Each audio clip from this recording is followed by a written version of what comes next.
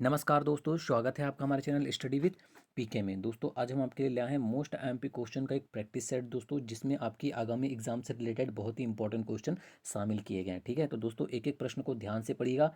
यहाँ से क्वेश्चन आपके एग्जाम में आपको जरूर देखने को मिलते हैं। ठीक है, जिससे कि दोस्तों यह मॉडल पेपर जो है, ये प्रैक्टिस सेट जो है दोस्तों आपके लिए और भी ज़्यादा इंपॉर्टेंट हो जाता है। ठीक है, तो एक एक प्रश्न को ध्यान से पढ़िएगा दोस्तों, और वीडियो को अंत तक जरूर देखिएगा, और वीडियो पसंद आए तो लाइक और शेयर जरूर कीजिएगा। और दोस्तों अगर आप चैनल को पहली बार देख रहे हैं तो चैनल को सब्सक्राइब कर लीजिए और बेल आइकन पर प्रेस कर लीजिए। ठीक है, तो चलिए स्टार्ट करते हैं दोस्तों वीडियो बिना किसी देरी के। सभी क्वेश्चन एक से बढ़कर एक हैं दोस्तों, सभी क्वेश्चन को आपको ध्यान से पढ़ना है और उत्तर याद रखना है। ठीक है, वर्ष 2020 में किस पोर्ट ट्रस्ट का नाम बदलकर श्यामा प्रसाद मुखर्जी पोर्ट ट्रस्ट कर दिया गया? मोस्ट एमपी क्वेश्चन आपके आगामी एग्जाम में दोस्तों, ये क्वेश्चन पूरी संभावना है कि पूछा जाएगा कि वर्ष 2020 में किस पोर्ट ट्रस्ट का नाम बदलकर श्यामा प्रसाद मुखर्जी पोर्ट ट्रस्ट कर दिया गया। ठीक है, आपको चार ऑप्शन दिए गए हैं दोस्तों। ठीक है, इन्हीं में से बताना है आपको आंसर। तो दोस्तों वो है आपका कोलकाता। ठीक है, वर्ष 2020 में कोलकाता पोर्ट ट्रस्ट का नाम बदलकर श्यामा प्रसाद मुखर्जी पोर्ट ट्रस्ट कर दिया गया है। ठीक है, याद रखिएगा, बहुत ही अच्छा क्वेश्चन है। ठीक है ना, इंपॉर्टेंट क्वेश्चन है आगामी एग्जाम के लिए। वर्ष 2020 में मध्य प्रदेश के किस जिले से राज्य सरकार द्वारा गंदगी भारत छोड़ो मध्य प्रदेश अभियान का शुभारंभ किया गया? बहुत ही अच्छा क्वेश्चन है दोस्तों। आपको बताना है कि वर्ष 2020 में मध्य प्रदेश के किस जिले से राज्य सरकार द्वारा गंदगी भारत छोड़ो मध्य प्रदेश अभियान का शुभारंभ किया गया। ठीक है, ये क्वेश्चन आपको ज़रूर एग्जाम में देखने को मिलेगा दोस्तों, आपकी आगामी एग्जाम में। बहुत ही इंपॉर्टेंट क्वेश्चन है, याद रखिएगा दोस्तों कि सितंबर, ठीक है, सितंबर 2020 में मध्य प्रदेश के शहरी विकास व आवास मंत्री भूपेंद्र सिंह द्वारा, ठीक है, भूपेंद्र सिंह द्वारा राज्य के सागर जिले में गंदगी भारत छोड़ो मध्य प्रदेश अभियान का शुभारंभ किया गया। ठीक है ना, याद रखिएगा, मोस्ट एमपी क्वेश्चन है ये। चलिए आगे बढ़ते हैं दोस्तों। भारत क्रायोजेनिक प्रौद्योगिकी का विकास कर रहा है, निम्न में से किस देश या किस एजेंसी को यह प्रौद्योगिकी प्राप्त नहीं है? Most MP question. ठीक है, चार ऑप्शन दिए गए हैं दोस्तों। ठीक है ना, तो दोस्तों आपका आंसर हो जाएगा ऑप्शन नंबर बी, ब्राज़ील जो है दोस्तों एक क्रायोजेनिक प्रौद्योगिकी प्राप्त देश नहीं है। ठीक है, आपको बता दूं दोस्तों कि ये क्रायोजेनिक प्रौद्योगिकी के अंतर्गत निम्न ताप पर द्रवित ईंधनों या ऑक्सीकारक का विकास किया जाता है। ठीक है, याद रखिएगा। और दोस्तों भारत द्वारा GSLV रॉकेट ईंधनों का विकास भी इसी तकनीक के द्वारा किया गया है। ठीक है ना, याद रखिएगा, बहुत अच्छा क्वेश्चन एग्जाम के लिए। वर्ष 2023 में पुरुष हॉकी विश्व कप की मेज़बानी कौन सा देश करेगा? आपको बताना दोस्तों कि वर्ष 2023 में जो पुरुष हॉकी विश्व कप होने वाला है, उसकी मेज़बानी कौन सा देश करेगा? अगर एग्जाम में पूछा जाता है तो याद रखिएगा दोस्तों, भारत देश करेगा। ठीक है ना, वर्ष 2023 में जो पुरुष हॉकी विश्व कप होने वाला है, उसकी मेज़बानी भारत देश करेगा।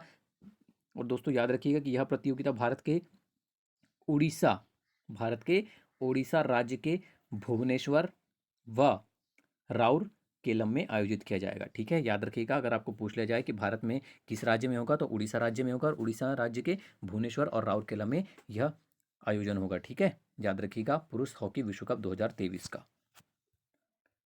आगे बढ़ते हैं। दिसंबर 2020 में घोषित किस महिला क्रिकेट खिलाड़ी को प्रतिष्ठित ICC महिला प्लेयर ऑफ द डिकेड पुरस्कार प्रदान किया गया है? ठीक है, आपको बताना दोस्तों कि दिसंबर 2020 में घोषित किस महिला क्रिकेट खिलाड़ी को प्रतिष्ठित ICC महिला प्लेयर ऑफ द डिकेड पुरस्कार प्रदान किया गया है? बहुत अच्छा क्वेश्चन एग्जाम के लिए, बिल्कुल याद रखिएगा दोस्तों, अगर एग्जाम में पूछ लिया जाए तो दिया गया है दोस्तों एलिसे पेरी को। ठीक है, एलिसे पेरी को ICC द्वारा महिला प्लेयर ऑफ द डिकेड का पुरस्कार दिया गया है, जो कि दोस्तों एक ऑस्ट्रेलिया महिला क्रिकेटर है। ठीक है, याद रखिएगा। चलिए आगे बढ़ते हैं। और दोस्तों इसके अलावा ये भी याद रखिएगा कि इसके अतिरिक्त उन्होंने world one day player of the decade, ठीक है, one day player of the decade तथा T20 player of the decade का पुरस्कार भी जीता है। ठीक है, ये भी आपको याद रखना है। आगे बढ़ते हैं। निम्नलिखित में से कौन सा एक अजैविक उर्वरक है? आपको चार ऑप्शन दिए गए हैं दोस्तों, आपको अजैविक उर्वरक बताना है। देखिए, जैव ठोस भी होते हैं, वो एक जैविक उर्वरक होते हैं। वनस्पति खाद भी एक जैविक उर्वरक है। फसल के अवशेष भी एक जैविक उर्वरक के अंतर्गत आते हैं। Option number D, potassium nitrate, एक अजैविक उर्वरक है। KNO3 इसका फॉर्मूला होता है, इसको याद रखिएगा। और इसे सोरा भी कहा जाता है, आपको अक्सर एग्जाम में पूछा जाता है कि सोरा का रासायनिक नेम क्या होता है, तो याद रखिएगा पोटेशियम नाइट्रेट, और फॉर्मूला पूछा जाएगा तो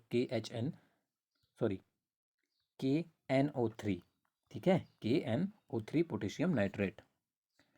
आगे बढ़ते हैं। मध्य प्रदेश में नेशनल कैडेट कोर का मुख्यालय कहाँ स्थित है? ठीक है, आपको बताना दोस्तों कि मध्य प्रदेश में नेशनल कैडेट कोर का मुख्यालय कहाँ स्थित है, तो याद रखिएगा कि यह भोपाल में स्थित है। ठीक है ना, याद रखिएगा ऑप्शन नंबर सी आपका आंसर हो जाएगा, भोपाल। ठीक है ना, चलिए आगे बढ़ते हैं। मिशन ओलंपिक 2020 योजना देश के किस राज्य में चलाई गई? ठीक है ना, याद रखिएगा कि मिशन ओलंपिक 2020 योजना देश के किस राज्य में चलाई गई। बहुत अच्छा क्वेश्चन है, अगर एग्जाम में पूछा जाता है तो बिल्कुल याद रखिएगा। कहाँ चलाई गई? मध्य प्रदेश में। ठीक है, मध्य प्रदेश सरकार द्वारा प्रदेश में मिशन ओलंपिक 2020 नामक योजना चलाई गई। ठीक है ना, चलिए आगे बढ़ते हैं। मध्य प्रदेश सरकार द्वारा प्रदान किया जाने वाला विश्वामित्र पुरस्कार का संबंध किस क्षेत्र से है? बहुत ही अच्छा क्वेश्चन है, काफ़ी बार एग्जाम में पूछा जाता है दोस्तों कि विश्वामित्र पुरस्कार उन खेल प्रशिक्षकों को दिया जाता है दोस्तों, यानी ये किससे संबंधित है? खेल से संबंधित है। ठीक है, उन खेल प्रशिक्षकों को दिया जाता है दोस्तों जिनके खिलाड़ी पिछले 5 वर्ष में कम से कम 2 बार अंतर्राष्ट्रीय खेलों में 2 पदक जीते हों। ठीक है, याद रखिएगा। और दोस्तों इसकी शुरुआत भी पूछा जाता है आपको, तो ये भी आपको याद रखना है दोस्तों कि ये खेल से संबंधित है और इसका जो शुरुआत है वो 1994 से हुई थी। ठीक है ना, चलिए आगे बढ़ते हैं। जोबट सिंचाई परियोजना किस नदी पर स्थित है? काफ़ी बार एग्जाम में पूछा जा चुका है ये क्वेश्चन, याद रखिएगा कि जोबट सिंचाई परियोजना जो है वो हथनी नदी पर स्थित है। ठीक है, याद रखिएगा। क्वेश्चन नंबर 11 है, मध्य प्रदेश के बुंदेलखंड पठार की सबसे ऊंची चोटी कौन सी है? ठीक है, मध्य प्रदेश के बुंदेलखंड पठार के जो सबसे ऊंची चोटी दोस्तों है सिद्ध बाबा। ऑप्शन नंबर बी आपका आंसर हो जाएगा दोस्तों, सिद्ध बाबा जो है मध्य प्रदेश के बुंदेलखंड पठार की सबसे ऊंची चोटी है, बिल्कुल रट लीजिए। मध्य प्रदेश में एस्बेस्टॉस उत्पादन का एकमात्र जिला कौन सा है? ठीक है, मध्य प्रदेश में एस्बेस्टॉस उत्पादन का जो एकमात्र जिला है दोस्तों, याद रखिएगा अगर एग्जाम में पूछा जाता है तो वह है दोस्तों आपका झाबुआ जिला। ठीक है, ऑप्शन नंबर सी आपका आंसर हो जाएगा, झाबुआ जिला मध्य प्रदेश में एस्बेस्टॉस उत्पादन करने वाला एकमात्र जिला है। ठीक है, चलिए ये क्वेश्चन तो दोस्तों लगातार आपको एग्जाम में पूछे जाते हैं, रिपीटेड क्वेश्चन है सब ये। ठीक है, मध्य प्रदेश में ग्रीष्म ऋतु को स्थानीय भाषा में क्या कहा जाता है? आपको बताना है कि मध्य प्रदेश में ग्रीष्म ऋतु को स्थानीय भाषा में क्या कहा जाता है, बिल्कुल रट के जाइएगा, यूनाला कहा जाता है। किसको? ग्रीष्म ऋतु को। ठीक है, और दोस्तों अगर आपको एग्जाम में पूछा जाए कि शीत ऋतु को क्या कहा जाता है, ठीक है ना, स्थानीय भाषा में, तो याद रखिएगा सियाला कहा जाता है शीत ऋतु को, और अगर ग्रीष्म ऋतु को पूछा जाएगा तो यूनाला कहा जाता है। ठीक है, बिल्कुल याद रखिएगा, मोस्ट आईएमपी क्वेश्चन एग्जाम के लिए। मध्य प्रदेश में सर्वाधिक मात्रा में किस प्रकार का कोयला प्राप्त होता है? ये भी क्वेश्चन आपको लगातार एग्जाम में देखने को मिलेगा कि मध्य प्रदेश में सर्वाधिक मात्रा में किस प्रकार का कोयला पाया जाता है। ठीक है दोस्तों, मध्य प्रदेश में बिटुमिनस प्रकार का कोयला सर्वाधिक प्राप्त होता है। ठीक है, या पाया जाता है। क्वेश्चन नंबर 15 है, निम्न में से किस नदी को मध्य प्रदेश की गंगा भी कहा जाता है? ठीक है, आपको बताना दोस्तों कि मध्य प्रदेश की गंगा किस नदी को कहा जाता है, तो दोस्तों बेतवा नदी को मध्य प्रदेश की गंगा कहा जाता है। ठीक है, याद रखिएगा। और दोस्तों आपको पूछा जाता है कि मालवा की गंगा किसे कहा जाता है, तो याद रखिएगा दोस्तों शिप्रा नदी को मालवा की गंगा कहा जाता है, और मध्य प्रदेश की गंगा बेतवा नदी को कहा जाता है। ठीक है ना, पवन चक्की से सर्वाधिक सिंचाई किस जिले में की जाती है? ठीक है, आपको बताना दोस्तों कि पवन चक्की से सर्वाधिक सिंचाई जो है वो किस जिले में होती है, तो याद रखिएगा दोस्तों कि इंदौर जिले में। ठीक है, पवन चक्की से सर्वाधिक सिंचाई की जाती है। ठीक है ना, याद रखिएगा। चलिए आगे बढ़ते हैं। भालकुंड जलप्रपात किस नदी पर स्थित है? बहुत अच्छा क्वेश्चन दोस्तों, आपको याद रखना है कि भालकुंड जलप्रपात जो है वो बेतवा नदी की सहायक नदी बीना नदी पर स्थित है। ठीक है, जो कि बेतवा की सहायक नदी है। ठीक है ना, याद रखिएगा बेतवा नदी की सहायक नदी है बीना नदी, जिस पर भालकुंड जलप्रपात स्थित है। ठीक है, याद रखिएगा। और दोस्तों यह जलप्रपात रोहतासगढ़ सागर में स्थित है। ठीक है ना, निम्नलिखित में से कौन सी नदी अवनालिका अपर्दन द्वारा बीहड़ क्षेत्रों का निर्माण करती है? ये क्वेश्चन काफ़ी बार एग्जाम में पूछा गया दोस्तों कि कौन सी नदी है जो अवनालिका अपर्दन के द्वारा बीहड़ क्षेत्रों का निर्माण करती है। अगर एग्जाम में आपको देखने को मिले तो याद रखिएगा चंबल नदी है वो। ठीक है, चंबल नदी अपर्दन अवनालिका अपर्दन के द्वारा बीहड़ क्षेत्रों का निर्माण करती है। याद रखिएगा ऑप्शन नंबर बी आपका आंसर हो जाएगा। चलिए आगे बढ़ते हैं। ISO 9001 से 2000 प्रमाण पत्र पाने वाले पहली ट्रेन मध्य प्रदेश से कहाँ से चलती है। ठीक है, आपको बताना है कि ISO 9001 2000 प्रमाण पत्र पाने वाली पहली ट्रेन मध्य प्रदेश में कहाँ से कहाँ चलती है। तो याद रखिएगा दोस्तों, वो चलती है आपकी कहाँ से कहाँ तक, अगर एग्जाम में पूछा जाए तो वो चलती है दोस्तों हबीबगंज से निज़ामुद्दीन। ठीक है, ऑप्शन नंबर ए आपका आंसर हो जाएगा। ठीक है, वर्ष 1935 के भारत सरकार अधिनियम की निम्नलिखित में से कौन सी एक विशेषता नहीं है। ठीक है, आपको बताना है दोस्तों, भारत सरकार अधिनियम 1935 की निम्नलिखित में से कौन सी एक विशेषताओं के अंतर्गत नहीं आती है। द्विसदनी विधानमंडल, प्रांतीय स्वायत्ता, केंद्र के साथ ही राज्यों में द्वैध शासन, एक अखिल भारतीय संघ। ठीक है, तो दोस्तों वर्ष 1935 के अधिनियम द्वारा प्रांतों में द्वैध शासन को समाप्त कर केंद्र में द्वैध शासन की व्यवस्था की गई थी। ठीक है, तो आपका आंसर क्या हो जाएगा, ऑप्शन नंबर सी। ठीक है, देखिए ये तीनों ही जो ऑप्शन नंबर ए, बी और डी है, ये तीनों ही इसके विशेषताओं के अंतर्गत आते हैं। ऑप्शन नंबर सी जो है कि केंद्र के साथ ही राज्यों में द्वैध शासन, ये इसके अंतर्गत नहीं आता है, इसकी विशेषताओं के अंतर्गत नहीं आता है। ठीक है, याद रखिएगा। इसमें क्या हुआ था दोस्तों, प्रांतों में द्वैध शासन को समाप्त कर दिया गया था, उसके बाद केंद्र में द्वैध शासन को स्थापित किया गया था। ठीक है, तो ऑप्शन नंबर सी आपका आंसर हो जाएगा। इसकी विशेषता के अंतर्गत केंद्र के साथ ही राज्यों में द्वैध शासन, इसकी विशेषता नहीं है। भारत की नई विदेश व्यापार नीति किस वर्ष लागू की गई। आपको बताना है दोस्तों कि भारत की नई विदेश व्यापार नीति किस वर्ष लागू की गई, अगर एग्जाम में पूछ लिया जाए तो याद रखिएगा दोस्तों, ये चालू की गई आपकी 1 अप्रैल 2015 से। ठीक है, 1 अप्रैल 2015 से वर्ष में लागू हुई। ठीक है ना, चलिए। यदि 100 ग्राम चीनी को आधा लीटर पानी में मिलाकर एक असंतृप्त चीनी का घोल तैयार किया जाए तो निम्न में से कौन सी भौतिक राशि नहीं बदलेगी। ठीक है, सभी को पता है दोस्तों कि अगर एक 100 ग्राम चीनी है, उसको आधा लीटर पानी में अगर एक असंतृप्त चीनी का घोल तैयार किया जाए तो दोस्तों उनमें जो भौतिक राशि नहीं बदलेगी वो है दोस्तों उनका क्या, आयतन। ठीक है, क्या नहीं बदलेगा दोस्तों, उनका आयतन नहीं बदलेगा। ठीक है, जबकि दोस्तों विलयन का जो द्रव्यमान है उसमें जरूर परिवर्तन होगा। ठीक है, और वो उसके घनत्व को भी प्रभावित करेगा। अगर द्रव्यमान में परिवर्तन होता है तो उसके घनत्व में भी सीधा सीधा मतलब बदलाव होगा। ठीक है, तो दोस्तों जो आयतन है ये सिर्फ स्थिर रहेगा, बाकी कोई भी नहीं बदलेगा। ठीक है, याद रखिएगा। तो ऑप्शन नंबर डी आपका आंसर हो जाएगा, आयतन। देखिए ऐसे क्वेश्चन भी कभी कभी पूछ लिए जाते हैं आपको, तो बिल्कुल आपको याद रखना है। अब आपको बताना दोस्तों कि भारत का बाजार नियामक सेबी संप्रभुत संपत्ति निधियों के लिए जो किसी देश की सरकार द्वारा प्रत्यक्ष नियंत्रित निवेशक वाहक है, निवेश मानकों में ढील देने की ओर अग्रसर है। इस कदम के पीछे कुछ मुख्य कारण क्या है। आपको 4 ऑप्शन दिए गए हैं दोस्तों।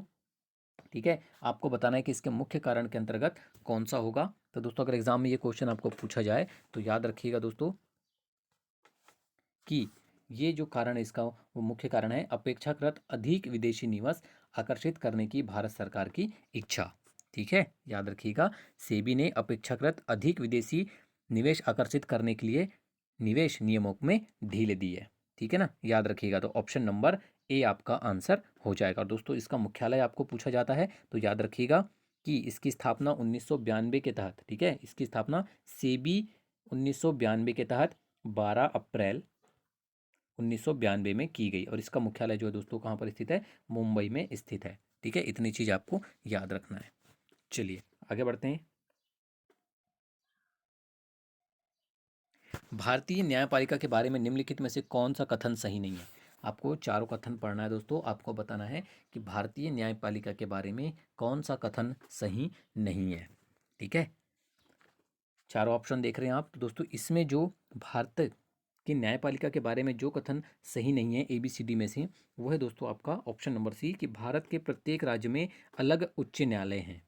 ठीक है, भारत की न्यायिक व्यवस्था दोस्तों इकहरी और एकीकृत है। ठीक है, जिसके सर्वोच्च शिखर पर भारत का सर्वोच्च न्यायालय है। और यहाँ पर दिया गया दोस्तों कि भारत के प्रत्येक राज्य में अलग उच्च न्यायालय है। ठीक है, तो यह कथन इसके बारे में बिल्कुल सत्य नहीं है। ठीक है ना, चलिए आगे बढ़ते हैं। देखिए दोस्तों, प्रत्येक राज्य के लिए एक ही उच्च न्यायालय होगा, किंतु 2 या 2 से अधिक राज्यों के लिए संसद एक ही उच्च न्यायालय को स्थापित कर सकती है। ठीक है ना, तो ऑप्शन नंबर सी आपका आंसर हो जाएगा। निम्न में से किस ब्रिटिश अधिनियम के अंतर्गत नियंत्रण बोर्ड व विदेशक मंडल को समाप्त कर द्वैध शासन प्रणाली को समाप्त कर दिया गया? ठीक है, बहुत अच्छा क्वेश्चन है। आपको बताना दोस्तों कि निम्न में से किस ब्रिटिश अधिनियम के अंतर्गत नियंत्रण बोर्ड व निदेशक मंडल को समाप्त कर द्वैध शासन प्रणाली को समाप्त कर दिया गया? अगर एग्जाम में पूछा जाए तो याद रखिएगा किस अधिनियम के अंतर्गत किया था दोस्तों? वो किया गया था आपका ऑप्शन नंबर ए, भारत सरकार अधिनियम 1858 के तहत। ठीक है ना, याद रखिएगा ऑप्शन नंबर ए आपका आंसर हो जाएगा। द्वितीय प्रशासनिक सुधार आयोग 2005 किससे संबंधित था? बहुत अच्छा क्वेश्चन है। आपको बताना दोस्तों कि द्वितीय प्रशासनिक सुधार आयोग 2005 किससे संबंधित था? अगर एग्जाम में पूछा जाए तो याद रखिएगा दोस्तों, ये संबंधित था आपका उत्तम शासन के लिए संस्थानिक व्यवस्था में सुधार। ठीक है, उत्तम शासन के लिए संस्थानिक व्यवस्था में सुधार से संबंधित था। ठीक है, अगर एग्जाम में पूछा जाए तो बिल्कुल याद रखिएगा। भारतीय संविधान की छठी अनुसूची में 10 जनजातीय क्षेत्रों के प्रशासन के लिए उपबंध अंतर्विष्ट हैं। निम्नलिखित राज्यों में से कौन सा इस अनुसूची के अधीन नहीं आता है? ठीक है, आपको बताना है कि भारतीय संविधान की जो छठी अनुसूची दोस्तों, उसमें 10 जनजातीय क्षेत्रों के प्रशासन के लिए उपबंध है। ठीक है, उस राज्यों में कौन सा राज्य नहीं है? आपको 4 ऑप्शन दिए गए हैं, आपको बताना है कि वह कौन सा राज्य नहीं है। ठीक है, तो याद रखिएगा दोस्तों, उस राज्य में आपका मणिपुर राज्य नहीं आता है। बाकी असम, मेघालय और त्रिपुरा, ये तीनों ही आपके इसके अंतर्गत आते हैं। ठीक है ना, चलिए आगे बढ़ते हैं। कीमत विभेद क्या क्या तात्पर्य है? आपको बताना दोस्तों कि कीमत विभेद का तात्पर्य क्या होता है। 4 ऑप्शन दिए गए हैं, आपको इन्हीं में से बताना है। ठीक है, तो याद रखिएगा दोस्तों, कीमत विभेद वह स्थिति होती है दोस्तों जिसमें एक विक्रेता किसी एक वस्तु की विभिन्न क्रेताओं से विभिन्न कीमत लेता है। ठीक है, तो क्या आपका आंसर क्या हो जाएगा? ऑप्शन नंबर बी, वह परिस्थिति जिसमें एक ही उत्पाद को विभिन्न ग्राहकों को अलग अलग कीमत पर बेचा जाता है, कीमत विभेद का तात्पर्य होता है। ठीक है, या कीमत विभेद कहलाता है।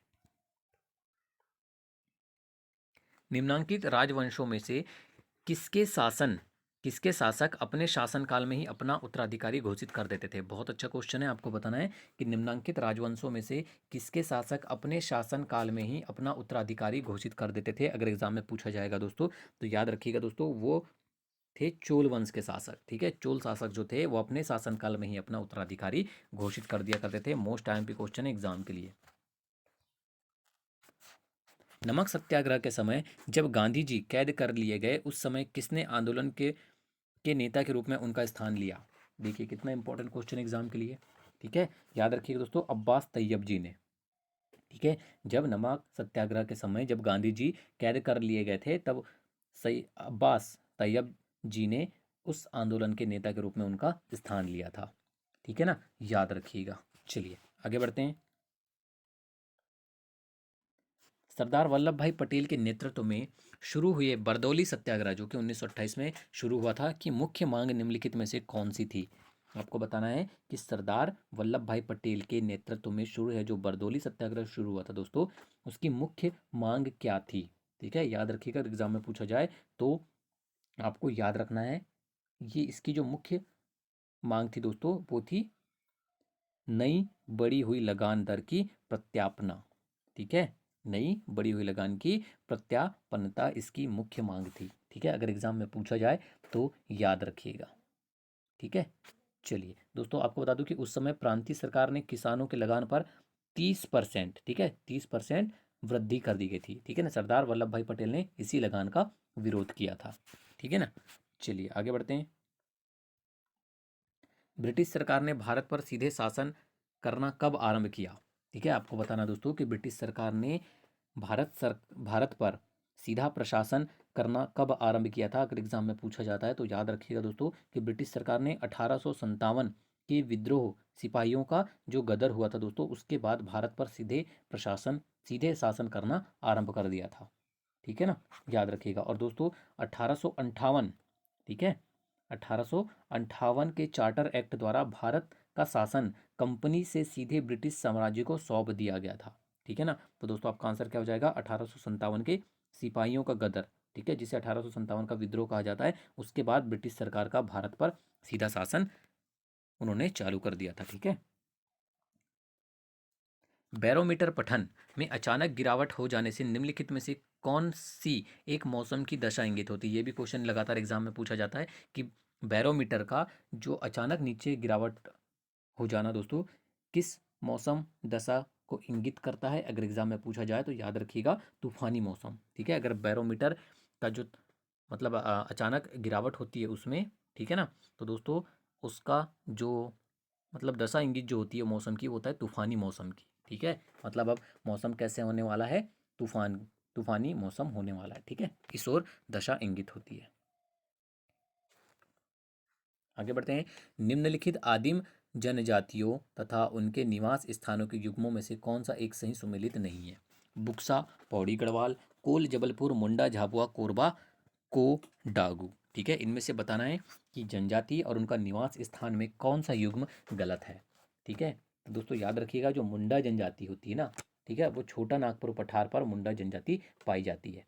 ठीक है, याद रखिएगा। तो आपका ऑप्शन नंबर सी आंसर हो जाएगा, ये एक सही सुमेलित नहीं है। बाकी बुक्सा आपका पौड़ी गढ़वाल बिल्कुल सही है, कोल जबलपुर और कोरबा कोडागू। ठीक है, जो मुंडा जनजाति है दोस्तों याद रखिएगा ये छोटा नागपुर के पठार पर पाई जाती है। ठीक है, और यहाँ दिया गया झाबुआ, इसलिए ये सही सुमेलित नहीं है।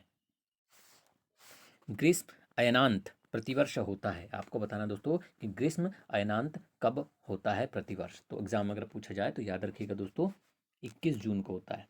ठीक है, ग्रीष्म पर्यांत जो है, ठीक है ना, वो होता है 21 जून को। अगर एग्जाम में पूछा जाए तो याद रखिएगा।